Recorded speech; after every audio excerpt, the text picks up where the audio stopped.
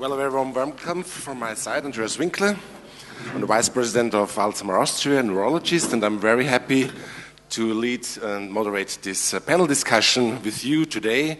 And I think it should be a very lively discussion, a spontaneous discussion, because we have a very brilliant board today with members from different European countries. And I would like first to introduce my colleagues here on the panel. Right to me is Professor Alistair Burns. He's been here in Vienna before at the Vienna Alzheimer Tag some years ago. He was talking in the mayor's house about severe dementia, and it was a brilliant talk. Nice to have you here, Professor. He's the National Clinical Director for Dementia in England, and he wrote a lot of books about this topic. I think it's 200 articles and 25 books he contributed. And I think he knows very well how things are going on in the UK. Next to him is Catriona Greeley, and she comes from Ireland. That's right. And she is the International Affairs Manager at the Health Research Board in Ireland, and she's Ireland's national representative to the European Commission in the area of health research. And her curriculum vitae is so long, and she looks so young, so I don't know how she makes it. She studied in Barcelona. She spent some time somewhere, and I'm very happy to have you here with us. From Italy, Teresa Di Fiandra. She's a psychologist and chief psychologist of the National Health Service in Italy and currently working in the General Directorate for Health Prevention at the Ministry of Health. We are very happy to have you here with us in Vienna for the panel discussion. There's one more person very far on the right wing here, and this is the member of the European Commission elected to the European Parliament from Germany, Michael Hübel. And he's head of the Unit for Health Determinants, DG Health and Consumers for the European Commission. Thank you very much. You've been here a few years ago and talking about stopping smoking with our health ministry. It was a long time ago, I think 6 years ago, 7 years in 2005. And he was going to the schools to talk to children. Don't start smoking. So he has a huge area where he's working in, but especially neurodegenerative diseases is also, and dementia is a topic for him. And there's one person missing.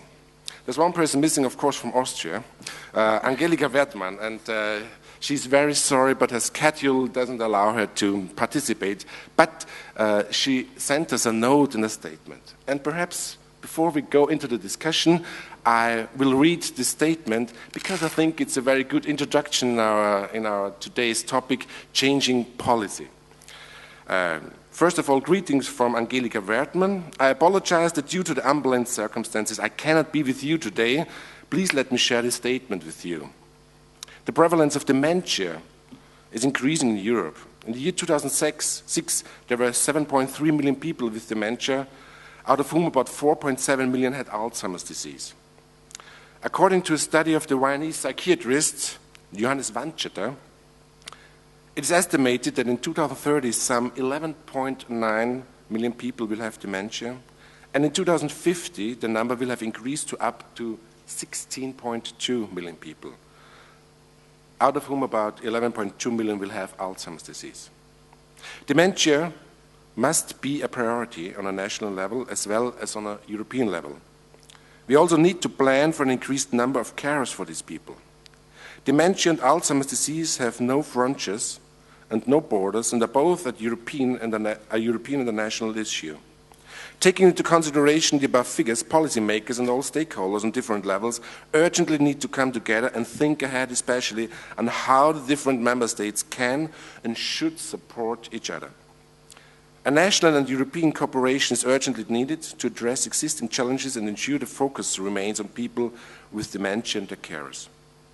And then she writes, I wish you a successful and fruitful conference and look forward to reading about the outcome in Alzheimer Europe's Dementia in Europe magazine.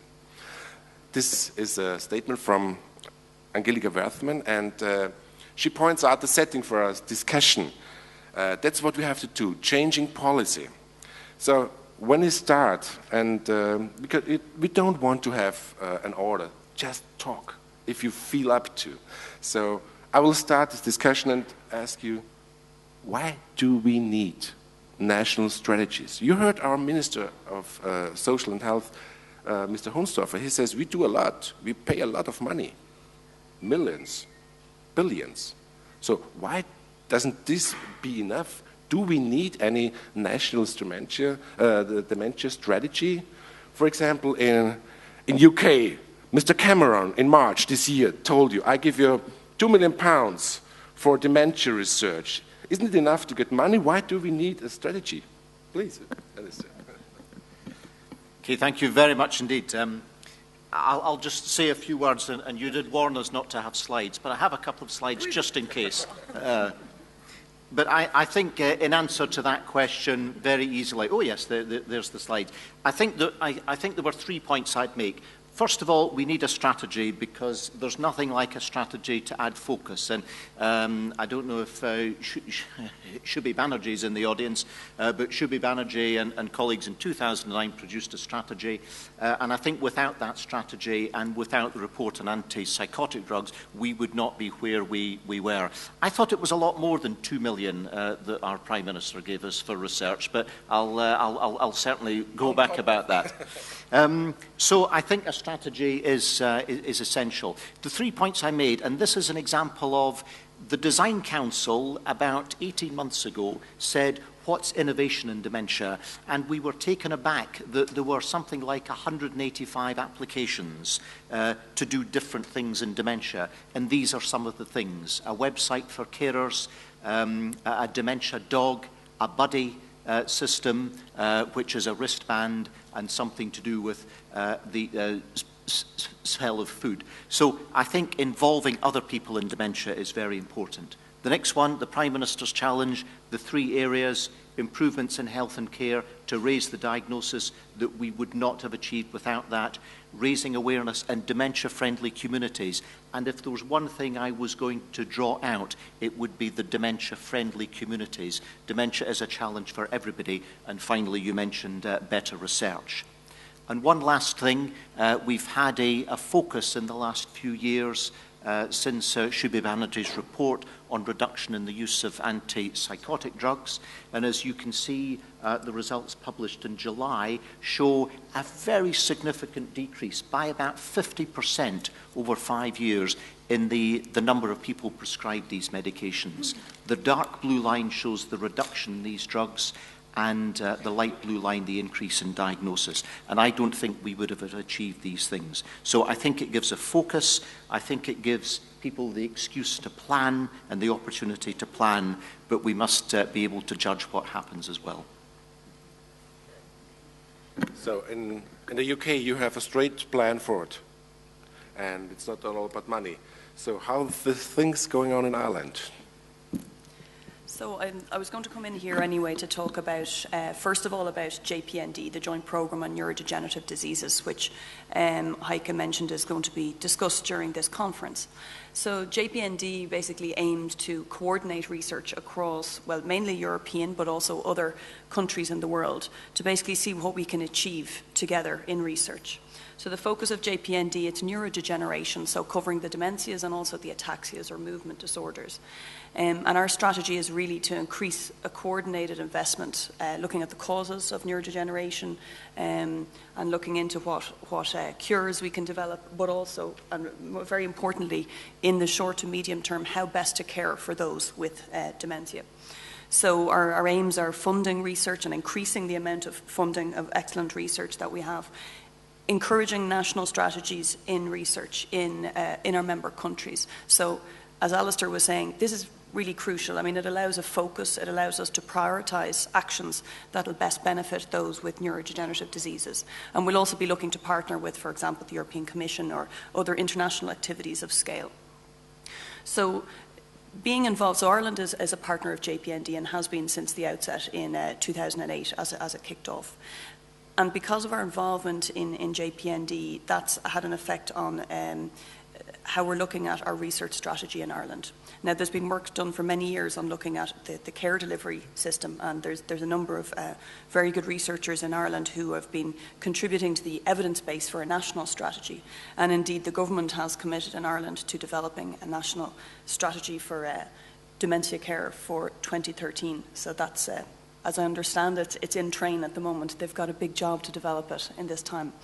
But I think it's crucial because Ireland's involvement in this larger initiative has allowed us to be more focused about what we can do, what part we can play, how we can focus on our strengths in Ireland. We're a small country, but we have particular strengths in research, and how we can learn as well from what's going on in Europe and in other countries.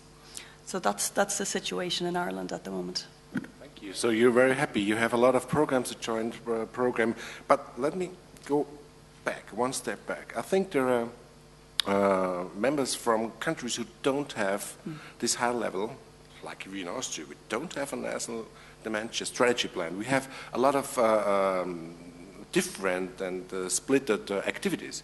But what should be the first steps for countries like Austria or other countries who don't have a national dementia strategy? What should be the first steps from your experience? You're on a higher level. You already reached agreement how important the national dementia plan is. What should be the first steps? Veronica, can you tell me, for example, what should we do? What are the first steps, and how can we convince our politicians that it is so important?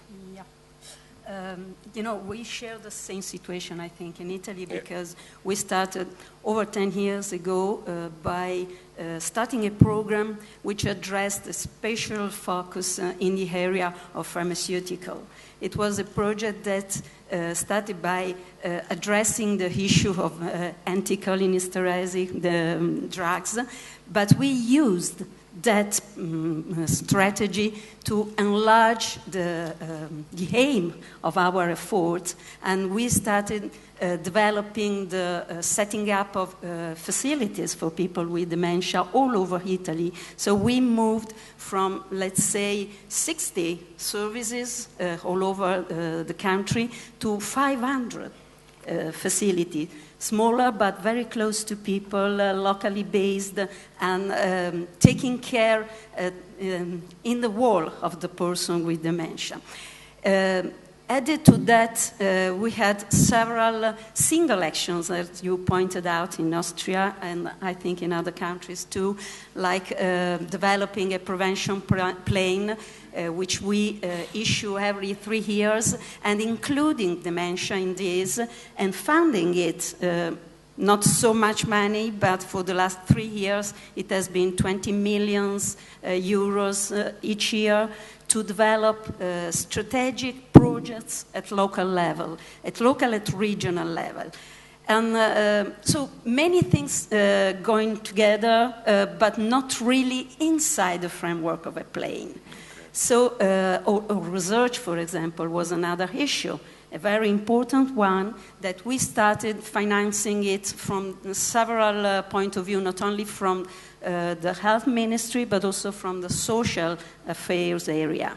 So finally, I think I am a psychologist. I've been working in the field, and I am borrowed by the ministry. I've been borrowed for many years now, and I was thinking about the opportunity that we have discussing with the regional administration, which is very important in a country like our country, which is almost a federal one by now. And we discussed with the regional administration that we needed a general framework to put all the single efforts together. And this was the important point of starting the new strategy. So we started discussing it because we needed a common approach. It was interesting to listen to the Minister of Social Affairs. Unless you put together the effort of all the actors in the field, you will never reach the point of having a common strategy that will really take care of all the needs of the population with dementia and the carers of those people. So thinking over this, which was the first point of interest for us, we started discussing, and we have now a plan, a strategy, a national strategy, addressing, let's say, I don't want to go deep into this at this point at least, but it's addressing all the points that the WHO report recently issued has raised. And we have been it's ready for 1 year now, and it's a pity. This is the bad part of it. The discussion at regional level has created a little bit of difficulties because the regions are very different from each other. So it is not so easy to agree on the general framework to be then applied in different ways according to the local needs. But it's a starting point, and I am confident that we will approve official HIT and issue HIT by the end of the year. So you're very hopeful that you will have the okay for the national plan. Let me ask you one more thing. Do you think it's more, let me put it in other words, is it cost effective to have a national plan instead of having localized activities? Do you think it is more cost effective, or does it cost more? Because this I would understand why our social minister for social affairs says, oh, leave all the single units stand alone. We don't put it together because they want money. Mm-hmm. Of course, it's all about money here in Austria. And do you think it's cost effective to put together all your strategies, or do you think it will cost a lot more money? What do you think? I think it's cost effective, and it's also a matter of equity, a matter of ethical issues, because having a national strategy, you have the opportunity of having at least the same standard level of care provided to all people. And this is a starting point which is not a minor one. It's very important. I think equity is one of the critical issues in the field of dementia or mental health, let's say, which is my other major field of work. So if you have a national strategy, you have something that is agreed upon by all the people, also in different contexts, and you can, let's say, optimize your efforts, having a reference, a standard reference. And in the end, at the end of the day, I think it will be cost effective, more than having so many single different ways of approaching the problem. Okay, thank you. Michael, you're a member to the European Commission. So if we start having national dementia strategies, should there be a European dementia plan? What do you think about this? And what's the situation in Germany? Could you please comment on that? Well, thank you. Let me start by just clarifying that I'm not elected to the Parliament. I'm not a member of the Commission. So I'm sitting here as a health bureaucrat working in the European Commission with responsibility for health determinants and chronic disease. And I'm very pleased to be here because I think it's a very important event, and it's very important that we have this strong focus on discussing approaches to dementia and approaches to aging more generally. First, I would say about these national plans, about any plans, I think it's an issue of political priority and visibility. It's very, very important to develop that political priority. And from the political priority, which has to be a political priority across government at whatever level we talk about, follow resources, follow integrated approaches, follow all the practical work which has to be done in the many areas. So, in a sense, I think it's important that we have a focus on dementia, if you like, a focus on healthy aging at every level of governance. And I think it is important that we are developing a similar focus also at EU level. We have started with a specific focus on Alzheimer's, which is important, particularly for this audience, of course. But I think rather quickly we have understood that it's very important to see Alzheimer in the broader context of neurodegenerative diseases, to see these diseases in the broader context of aging and of the societal change that brings with it. So I do think it's not a matter of having a plan or not. It's a matter of what the plan contains. And Teresa said many of the things which these plans can then, if they're well crafted, really change in terms of a country develops its healthcare system, the research priorities are being set, or what is also very, very important, how we work in the early phases, how we work in terms of health promotion among the elderly, how we work in terms of early diagnosis, what early diagnosis means, how we integrate citizens and patients. You know, borders are changing. I mean, the link patient-citizens, the link the health social system, physical, mental health, to pick up the mental health point from Teresa. I think that's all what needs to be done, and whether it can be done in one plan or actually in a sort of reprioritizing across society. I think both is quite important. Thank you. Thank you very much. Yes, you pointed out one thing, early diagnosis. As we've read in the Alzheimer's international report, now world report, before the diagnosis you have to have awareness. Because if you don't have awareness, you don't get a diagnosis. So what do you think? And now this is an open discussion. I think it's one priority, not for Alzheimer's Disease International, but also for us here. How can we raise awareness for this disease, awareness for the affected people, awareness for the carers, awareness for the huge problems they are facing? What do you think? What should be the steps we could do here? Please. Just perhaps to go back for a moment, and it would be a shame if the panel agreed with themselves on everything, because that wouldn't make it as interesting. But I agree with most of what people have said. I think for me, the strategy grew out of having information, which might be the numbers of people with dementia, the cost of the disease, a compelling story, because, as you say, Michael, that is the thing to sell it. It has to have a story behind it, whether that's an individual story or a story how things could improve. And then you need a plan. Now, I think it's true to say that, you know, it's important that dementia is seen in the context, but I think it's fair to say, and others have told me, in the UK, when dementia was part of mental health, it didn't get the profile it needed. When it was part of older people, it didn't get the profile it needed. But when it had its own strategy in 2009, that changed things. And I guess that, you know, there is a story being told about dementia, and one of the metrics that we have in the UK about getting people interested is that, certainly in the UK, for people over 55, they fear dementia more than anything else, more than cancer, more than heart disease. Another interesting statistic, which is not connected, is that at the next election, 50% of voters will be over 50. And I think having that focus, I think, is very important. The money will follow. There are a number of initiatives that we've done, and we do them, it's the right thing, and the money follows. Any time by mistake and an error, we've gone and asked for money, you don't get it. But the money follows a good idea. I think you're right. I think it's important to have dementia identified out on its own, in particular in terms of care delivery.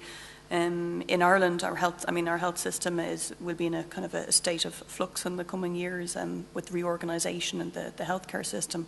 But I mean, there have been established clinical care directorates, for example, looking at specific areas such as, you know, epilepsy or mental health.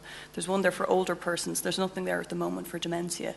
And I mean, that would be basically the key thing about that is that you have an identified lead. You have someone who's identified who is in charge of making sure, as Teresa was mentioning, that you have a common approach towards looking after someone with dementia, that you have equity in terms of how people are treated, you know, across the country.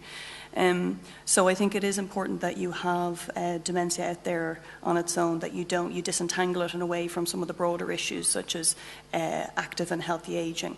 So I think in the research context, it's really useful. Although the JPND initiative, for example, evolved through the impetus came from the French government focusing on Alzheimer's, and that indeed is still, in particular Alzheimer's, it's still a focus for us.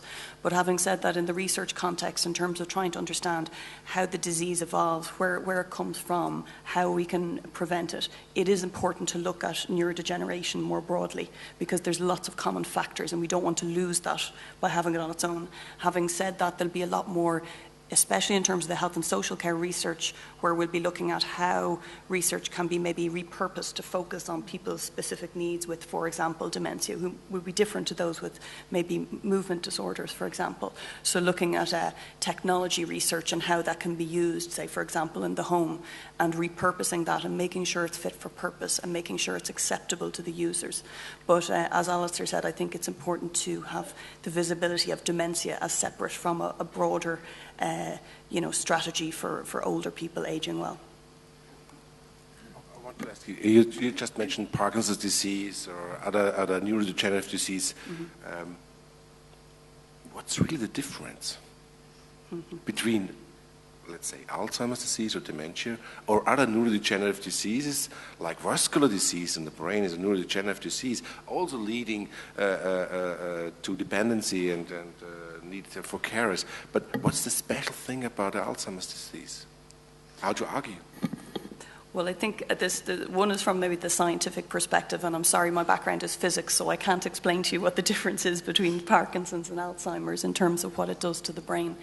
But I think in terms of the effect it has on people, on their families, on their carers, I think it's something that people can understand very easily, that the mood changes, the personality can change. This is, for the person, so hard to come to terms with, and for the family and the carer who spend each day with them to see someone's personality changing and to spend that time with them.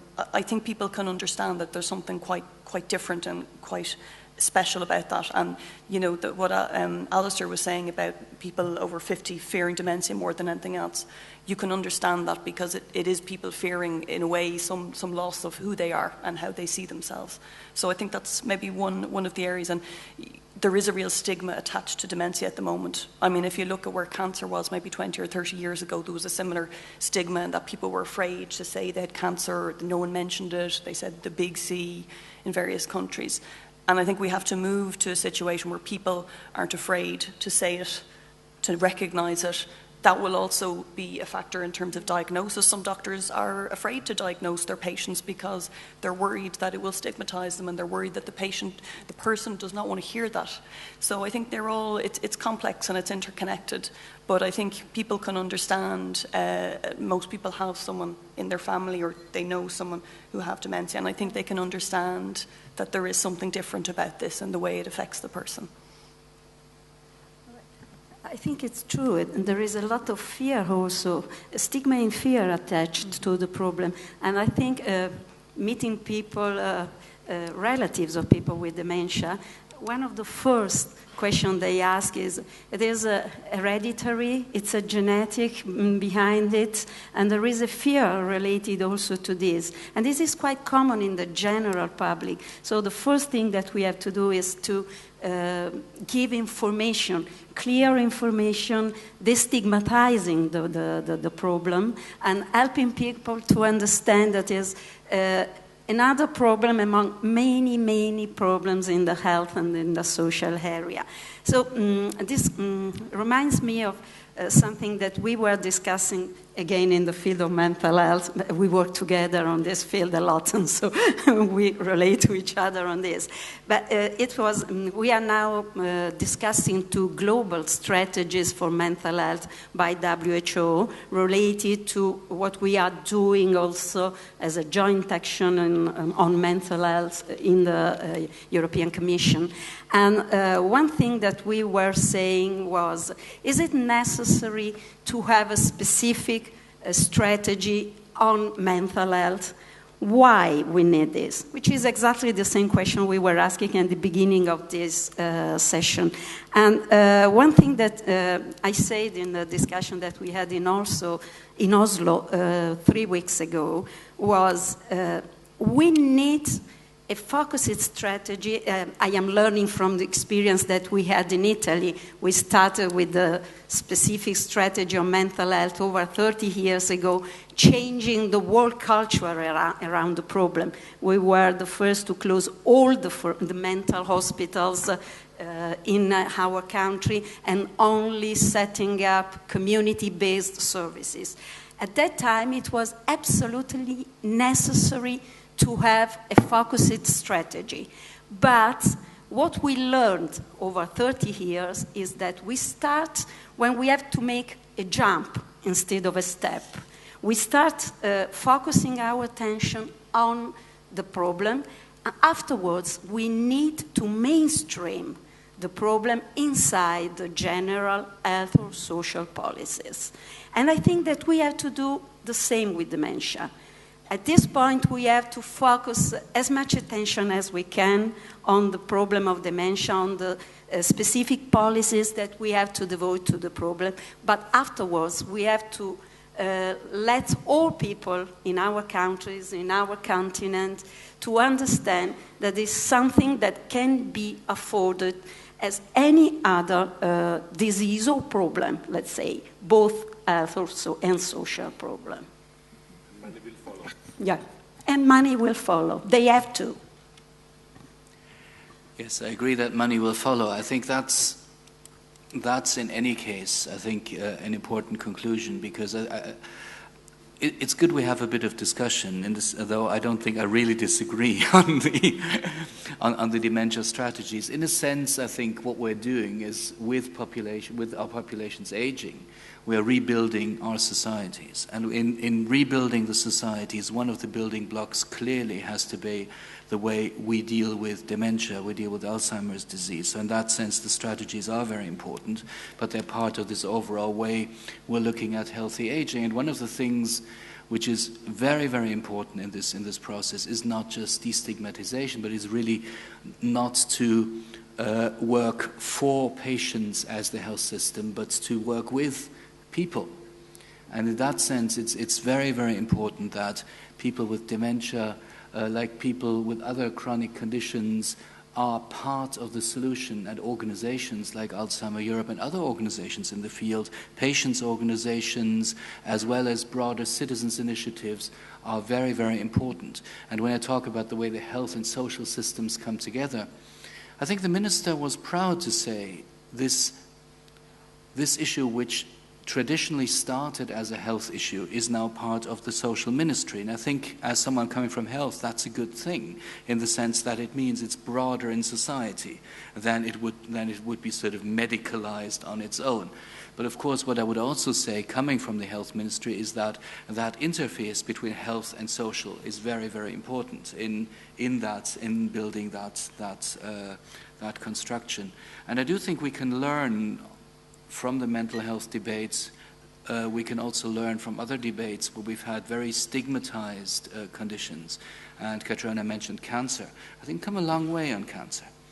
We've come a long way on cancer, particularly because cancer patients took on a lot of the job of really coming into society. Of course, for dementia, that is a much more complex issue, but I think we will not be able to have a proper strategy in dementia in place if it's a strategy of government for people, but rather than being a strategy which works across society. I think that's a very important point, and I think it was fantastic that the minister was here, and that gives a very, a strong message, and that's something that we learned from the UK, and it's, it's really fantastic that he was here. And I think the point about crossing to social care is very important, and I often have to remind myself that, in fact, in the journey of a person with dementia, only a relatively small part is in healthcare. A lot is in social care, but remember, the vast majority is in the community, and dementia-friendly communities and that social movement is important. In answer to dementia not being, the other dementias being the same, I think it's a good point, and an accusation sometimes for us is that we treat dementia the same as Alzheimer's disease or vascular dementia, but it is all these things, and we have to make sure that we make that clear. I think one of the secrets, I'd be interested in what my colleagues say, is that if there's a challenge or a problem that one can help solve, it's always a good start. And I always say, if you get it right for dementia, you will get it right for other things. So if we're looking at a hospital care, for example, if you do that, then that's important. But I think a strategy, not in itself, and I wouldn't want the impression to be given that we've got a strategy and wow. I mean, the strategy is just a piece of it. You could make up a strategy in a day. We could sit and by 4 o'clock we'd have a fantastic strategy, and it would be a mixture of things. We know the things that are in it. We know the top 5 things or the top 10 things. It's easy, but it's giving people permission, and I think a strategy almost gives people permission to do things. And that, for me, is the thing that in the UK, well, I should say in England, rather than the UK, Scotland, Northern Ireland and Wales are completely separate. And I won't say why. Apparently, someone from Scotland is the National Clinical Director for Dementia in England. And apparently when a Scotsman moves south from Scotland to England, the average IQ of each country increases.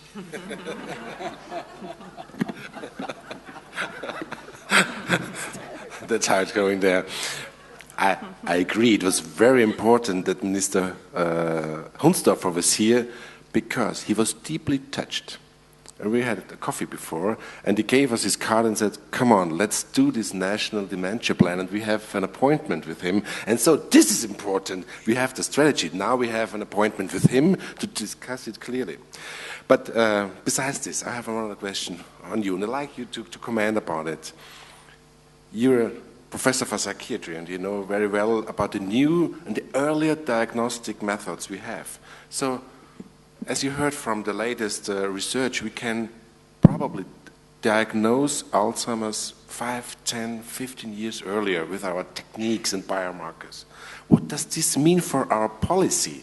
If we have a lot more people, not the classical stigma people needing care, lying at home and very sick, but people who, like me, are in an everyday life, they are in work and they are not sick and they function, how do we take this into account, that our policy has to include also people still working, still on their jobs, still participating. I think our policy has to change, and as we're sitting here, the medical progress gives us new issues to think about. What do you think about that?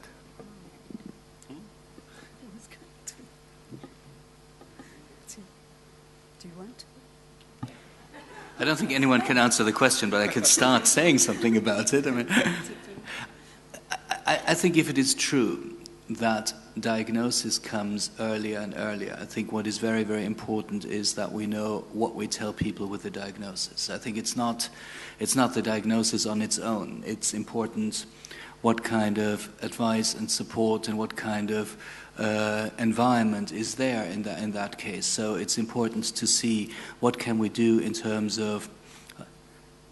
When I started in health promotion, people were talking about the young.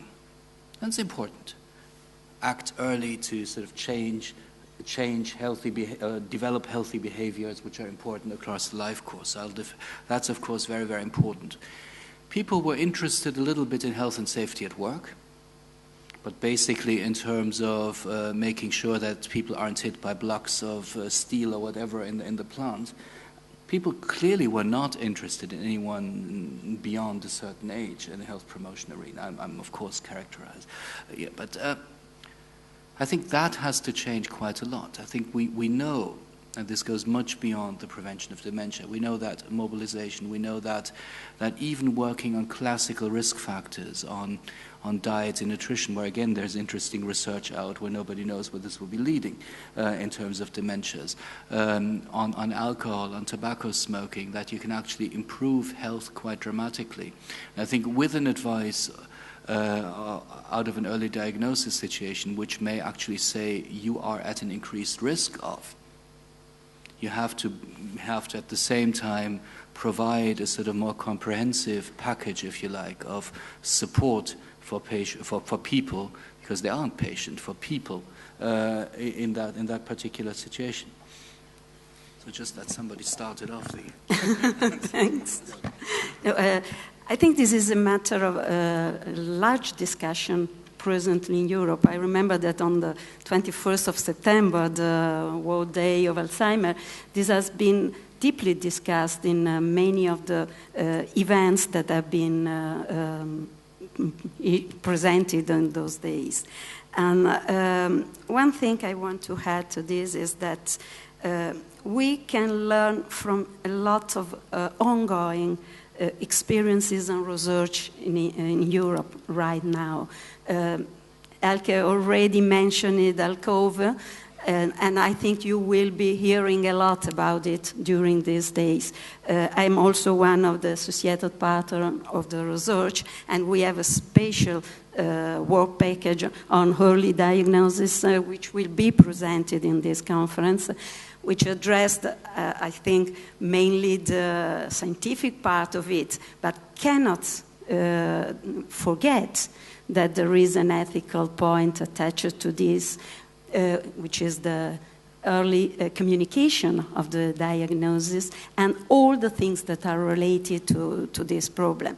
And we also have a work package on ethical issues concerning this. So, and there is also the work package on epidemiology, so which is led by Italy.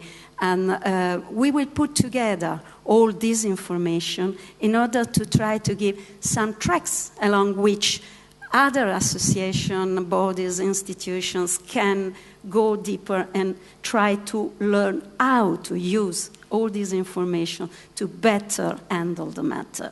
So it's nothing for which we have an already prepared answer, but it's something which is important, and it's also important to know that we are already discussing it in order to see how to give the best answer for people to this question. So I think, yeah, no, the ALCOVE project is something that we'll be looking at with great interest as it comes to its end. I mean, one of the other key issues, I suppose, is in the absence of any cure, that we look at quality of life as well, and how someone with the diagnosis at whatever stage can have the best quality of life that they can. And so this is another kind of key area for research, and it's something that JPND will be addressing. So we're starting to kind of to kick off a kind of a yearly set of activities now, and actually something that we've just made an announcement about is we're going to be looking at supporting a number of projects, one in the area of risk factors, which we think will be of great interest, genetic risk factors, epigenetic, environmental factors as well that lead to development of neurodegenerative diseases. And another in the health and social care area, where we're going to be looking at evaluation of healthcare policy strategies and interventions as well. And some of the areas to be covered in that will include things like... do you talk about prevention too? Prevention? Prevention. Is there anything going on about prevention of dementia? So there's been a number. I mean, essentially what we have is with the help of leading scientists in the field, we've developed a strategic research agenda looking at disease mechanisms, models, how neurodegenerative diseases develop, preventive strategies, looking at diagnoses, looking at health and social care. It's very broad. It's a holistic kind of roadmap, looking at laboratory-based research, clinical research in health and social care. And we were very convinced that this was the right way to go, because you can't just focus, and a lot of research to date has been focused very much on laboratory-based research. And we feel really, in terms of having an impact in the kind of the shorter and medium term, we have to improve the amount of and the quality of research done in the kind of health and social care area. So that's one of our key focuses, and we wanted, and so prevention, and there'll be a specific call on prevention as well, but we're not going to be able to do everything each year. So this year we've decided to start with a number of activities, as I say, one looking at risk factors and one looking at evaluation of, for example, interventions, and psychosocial interventions is one of the areas that's going to be covered on that. So very much looking at how to improve the lives of those who have ND. But we'll be doing this every year, and we'll evolve and we'll scale up our activity as well year on year. But prevention is one of the key areas we'll be looking at, yeah. It's, I think it's an interesting point that you raise, Andreas, about a number of people being there with something. When people were developing the drugs for cholesterol, or drugs for diabetes, or the treatments for hypertension, I wonder if they worried about, if you like, all that raising awareness. And so, I mean, I would see the early detection of dementia in the same way. So it wouldn't kind of worry me about that in a big way. I think it goes to raising the awareness and the early diagnosis. And what that does do is that it brings dementia from a disease of older people to a disease of middle age. And people in middle age will say, wow, do you realise if I did this and didn't do that, then things could be better? What's good for your heart is good for your head. And I think that bringing it forward into a disease of younger people, I think, is very important. I see a number of people on their iPhones. I have an app called Brainy App. Now, Brainy App is something, it's a free download, so don't worry, you don't need to pay. And you put in your risk factors, and it tells you your risk of getting dementia. And it sends me a text at 2 o'clock every afternoon and asks me if I've had fish that day, have I been for a walk, have I had my glass of red wine. It's great. You know, I think something like that and raising awareness and getting rid of the stigma is everything that we could do. I think the red wine will not be the problem here in Vienna. We have wonderful red wine. So as time is fleeting, we have only 5 minutes, something about left. I will take these last minutes, couple of minutes, to ask you, when we meet again, for example, 5 years here, what, from a national and European point of view, because here you talk for your country, but we here at the Alzheimer Europe's conference, what would you want that happens on your national, in your own country, and on the European level? What would be your most important things you wish that should happen on the national and the European level? Michael, can we start with you?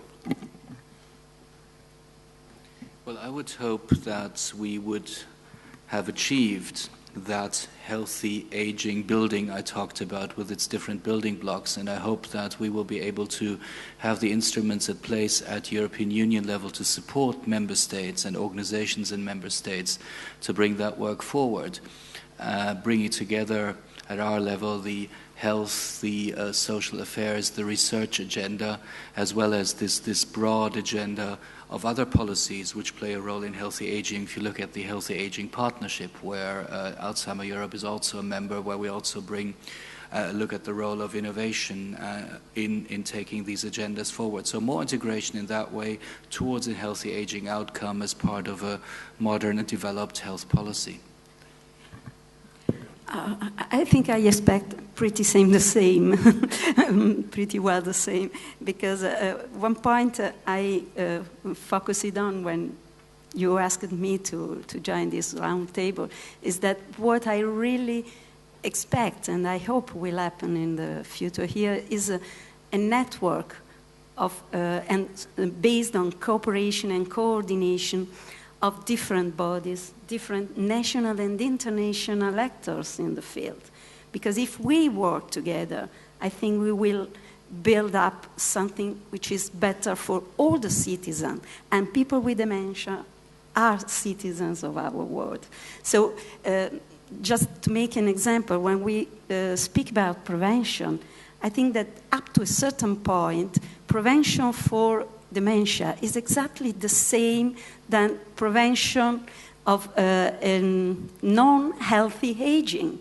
Because if we start very early by fighting all the risk factors that are avoidable, we pile up towards an healthy aging, which also can mean an old age without dementia. So if we start working together in the field, and again I repeat, at international level, and all the suggestions coming from WHO, for European Union and European Commission, are really important for the member states or for the states and the countries in the large European area. I mean the large, thinking of WHO, which means 53 countries. But you say there are 42 countries present here. So it's almost the same audience. And if we start thinking the same way and we start putting together the efforts at international and at state level of the different actors, I think we can achieve something good in the coming years. So at a national level in Ireland, in order to be, I suppose, to get the level of attention that's needed to have impact, I mean, dementia would be recognised as a public health priority. And there that care would be delivered in a different way, would move away from maybe long stay care to more care in the community, and that advances would be made in terms of education, both for healthcare professionals and carers. So that's at a national level, and the groundwork has been done. It's been done. The evidence base is there. It's the strategy has to be developed now. At an EU level, I would hope that JPND is going to be growing. It's going to be coordinating the different countries' activities, that more and more countries nationally will develop their own strategies in ND research and bring together the best of what we have in all our countries to make real progress in terms of our research. And that we'll also use that as a basis for sharing knowledge in terms of evidence that's already out there, that there's a lot of evidence that maybe, you know, that there isn't a need for only new research, but also sharing the knowledge that we have. And that by, you know, in 5 years' time, that would be an operation of real scale, working maybe, as Michael was saying, you know, partnership with, you know, the European Commission and others to really achieve something and achieve the impact that this initiative deserves. If we're looking ahead 5 years, I would want every country in Europe to say they have the best dementia care. We'll come back in 5 years. You will be the Minister for Health here, and you will you know, invite people to update. And in the UK in 5 years, I'd like still to be alive, and I'd like people in the UK with dementia and their carers to say things have got better. Yeah. Thank you very much. All your wishes will come true. I want to thank you very much for this very short discussion. I know it was not very much time, but I think you made it very clear on the national and the European level what are the very important things to change policy.